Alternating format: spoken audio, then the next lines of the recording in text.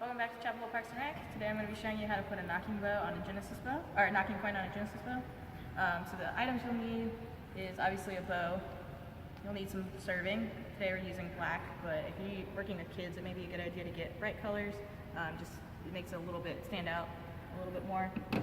These are optional, but I've got some gloves here because that's going to help save my fingers. I've got a lighter. I've got a pair of scissors, and then something that's extraordinarily important is I've got a bow square. Now you can do this with a ruler if you want to, but it's not going to be nearly as correct and nearly as accurate.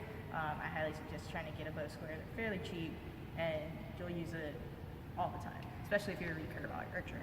Alright, so those are our supplies. The knocking point I'm going to be tying is going to be one of these. So it's just going to be a tied black serving knocking point. Just like that. So that's what we're going for right now. Alright. And right now we've got a little plastic white knocking point. So these aren't bad because they are pretty sturdy. The one thing is that they slip a lot, so that's why I like the nylon serving ones, because it's a little bit easier. Now the trick to pulling these off, I like to get some pliers that have a little bit of bite to them, because you don't want to cut the string, obviously. That wouldn't be a good thing. So this takes a little bit of effort to get them off. You just want to snip and make sure you're going out to the side and trying to get underneath the plastic without hitting the string itself. Alright, that's fairly easy. Now the next thing I want to do is take our bow square. We're going to line it up. See these little pieces on the end? That's going to clip onto the bowstring. And I'm using the imperial part, so I've got it on the side. On the back side you've got metric, but I'm going to be using imperial just because it's a little bit easier for me. So I'm going to line it up on the air rest here, and this will be the same for a recurve bow as well. And then I've got these little areas right here. So 0 means it's exactly in line. And I want to put my knocking point up about 1/4 inch because I just prefer it that way.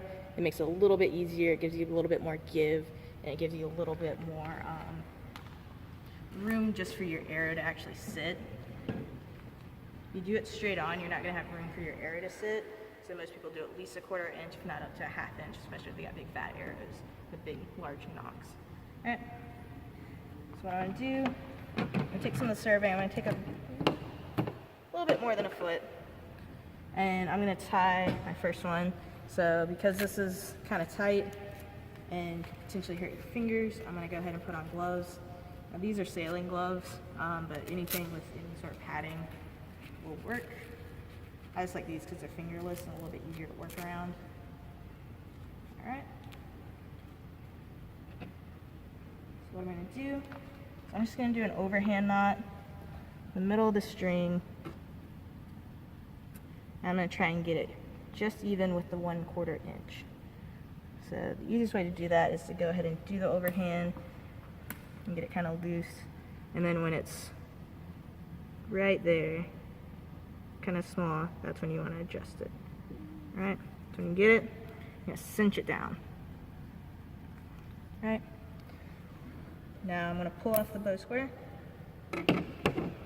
I'm going to do basically the same thing, but I'm going to do it on the opposite side. So, it's easier to flip. And this again, just an overhand knot. I'm going to cinch it. Nice and tight. And now I'm just going to keep going back and forth. USA Archery recommends about 7. That's not a bad thing, especially if you're going with a, this is for an advanced archer or an adult archer. I'm going to do probably a few more just because it makes the knocking point a little bit more obvious for younger kids. So that way when you say, see this little black piece, they can actually see it. If you're using like bright green serving or something along those lines, then that